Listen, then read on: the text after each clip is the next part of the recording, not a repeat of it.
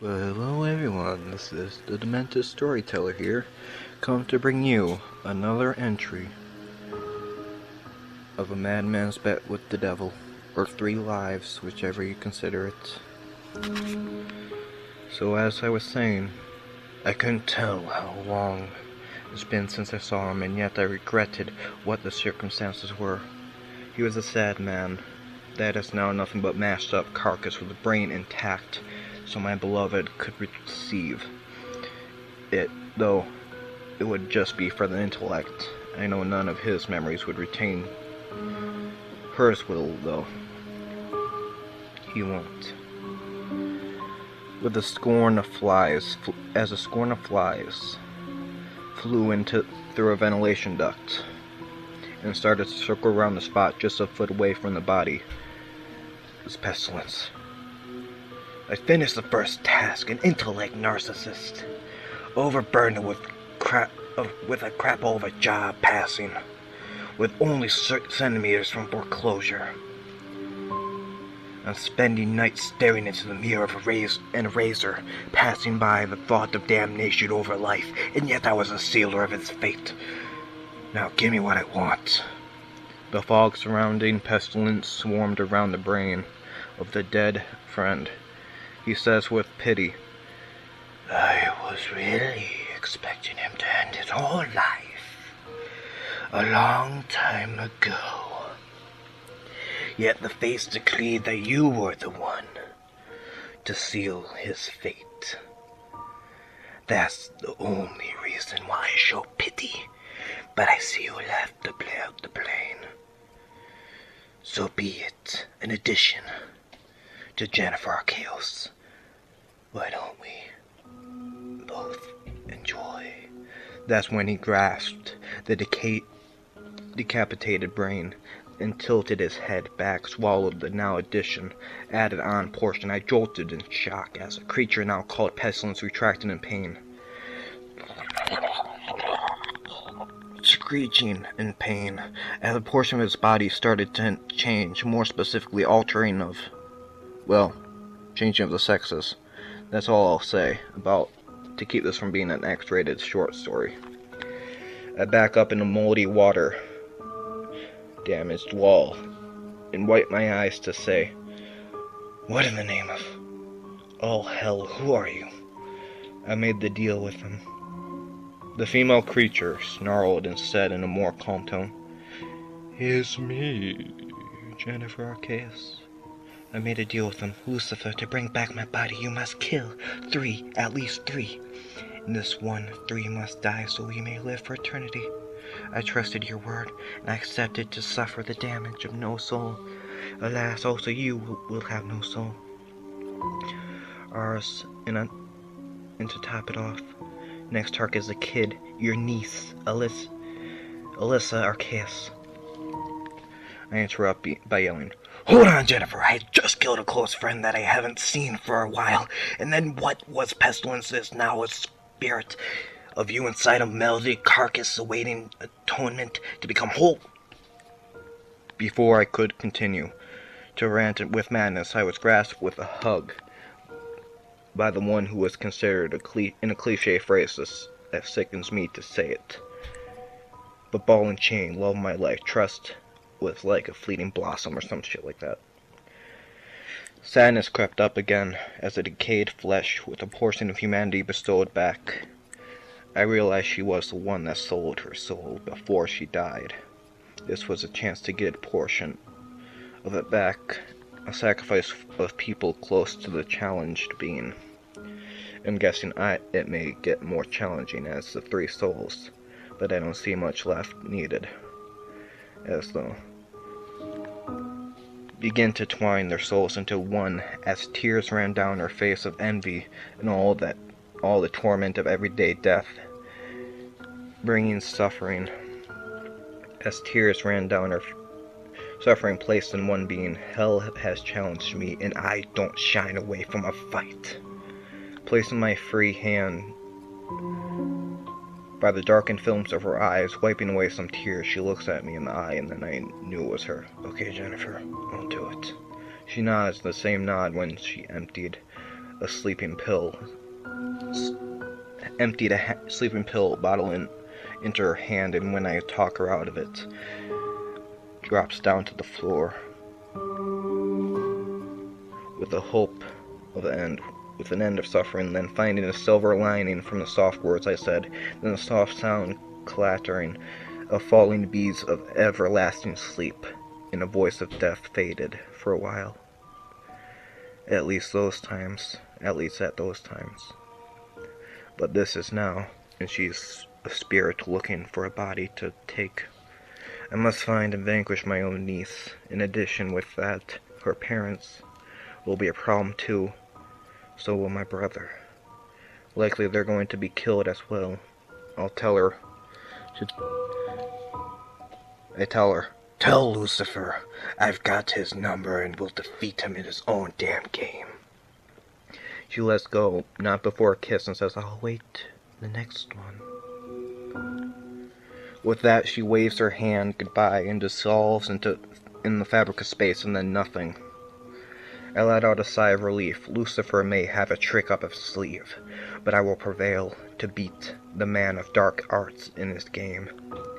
For whatever this is, not damnation of earth, with the damned walking through the cracking hallways of hell, going to their predetermined sections of the depths. They will have to wait till later to conquer Quanto. So it begins. I exit the first door I came to, stopping and realizing, shit, the blood. I forgot this blood is on my hands, and the turrets were designed to kill anyone who hurts him or even has a sliver of his DNA. I must have a death wish going through the corridor with the most sentry gun bots locked and loaded when I started to go through the jagged dual doors. I heard several clicking sounds, followed by fizzing, and then the sound stopped abruptly. Then I stopped and thought to myself, I shouldn't breathe, otherwise if I do, I get a chest full of jagged spikes, and yet I have no choice but to continue. I lift my club I butchered Jason with, and still I leave his mashed up red tomato carcass, with blood still dripping from the nails of the club, as if it was alive and bleeding itself. Gripping tightly, and I raced as fast as my feeble, weakened stick legs could take me. As a barrage of shiny silver devils started to fill the walls with piercing razor-sharp spikes, with smoke fogging my vision, with only deafening sounds to know that it's not over. Within a small period of time, I decided to continue to go wherever there's more area, and pray to anything out there that I don't hit a damn dead end. Come on, where the hell is goddamn exit? Christ, it wasn't this hard to enter. That's when I saw a crack of the light and realized it was flames. Yes, a way to bring a way out. Bringing my shoulder to the front, thinking I'm a charger dashing to eviscerate a gunner. I charged towards the dented door, breached, and then ran for my life as the droid continued to fire and follow. That's when it hit me. Ah, crap, how could this happen? I got shot in the back. Blood shot out like a section of the position the spike charge was lodged in. I turned around, nearly missing a one-hit shot to the head, and yet caught the edge of my ear. I laughed as I thought, good, at least so. Now I can have a loop ring. There are some holographic earrings or stripper and add-on. Holographic stripper add-on. Seconds later, damn it, another shot. Only this time the spike pierced through my ankle. I was limping as fast as I could, stumbling towards the nearest form of defense barrier of cover from the defense equipment made by the father of the now destroyed basement of a friend. Out of nowhere, a flash of light, blue fog formed up to show a portal in the next place, person B, and perhaps person C. Person through all the other two people. The sight seems to be a camping ground.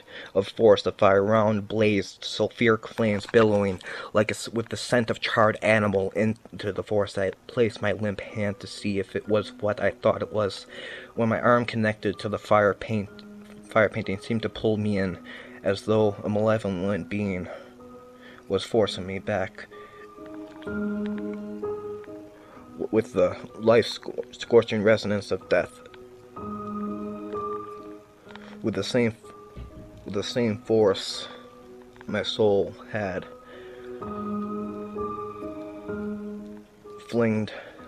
my body was flinged to the flame-billowed soil. From the rubble, I am falling. I am free-falling to a near decrepit point of death. I reached the ground, knocking my head on the dead horse carcass, and was in a daze about to pass out. This realm, or location of the game preserver, is all but pleasant. With fire billowing to the skies, the last thing I saw before sleeping was 3 targets of the 2 segments of the family. In the gratification stages, I heard a female say, "Oh heavens, Betsy. Let us hope he hasn't been damaged too badly. Oh Christ in heaven, please." And then I blacked out. Hello everyone, I'm gonna do a little bit more, but when some part happens, I wanna stop.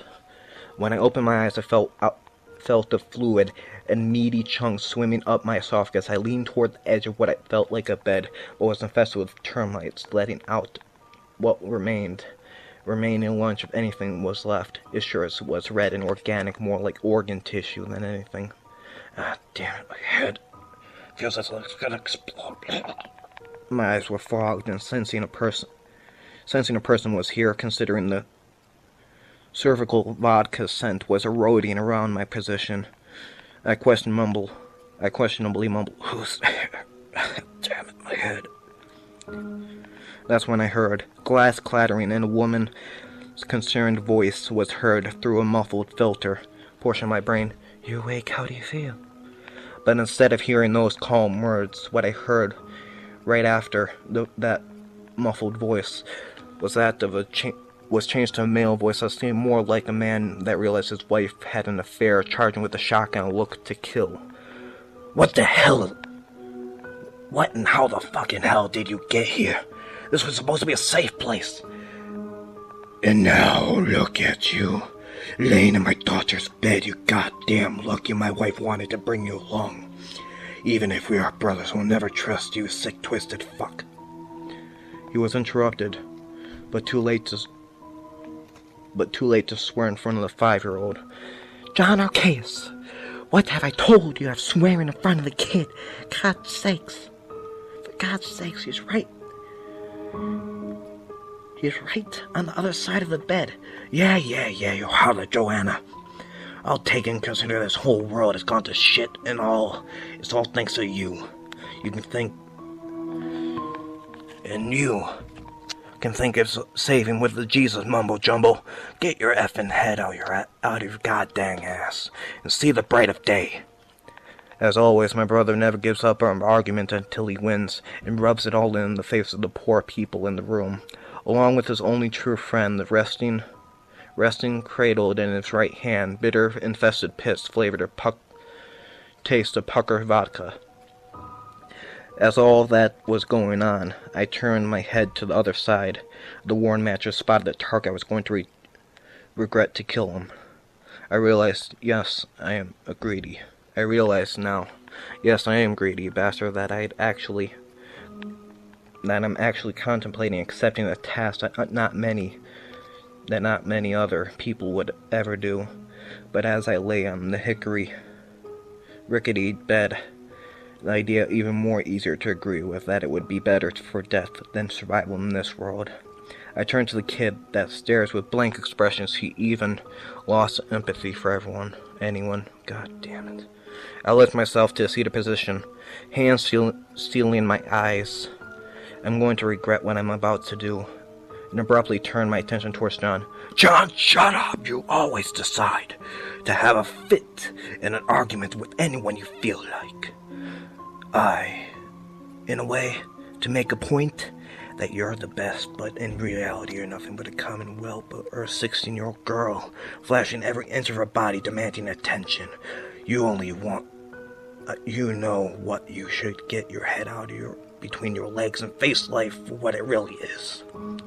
Who replies by saying, why you dumbfounded ass-licking fuck? Your wife is better dead than with you, you cowardly bastard. I grabbed the nearest sharp piece of equipment, which turned out to be the jagged spike that now lay near, that was before in my ear, that was before in my shin, lodged in my torso, that now lay right next to the kid. Knowing he was about to deliver a knockout punch, launching a spike to the hand inches away from connecting with my temple, twisting the jagged spike with all the strength I had, with the crackling sound, good, got to the bone. I thought to myself as he screamed a bit and stumbled to his feet, starting to retreat to privacy of the primary bedroom as blood trickles a path of rage, slamming the door in rage fit for a demon. No one talks to my wife like that. I speak out loud.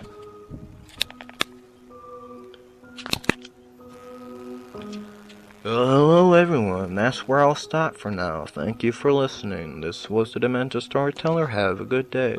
Leave a like, leave a subscription, leave a comment, rate, subscribe.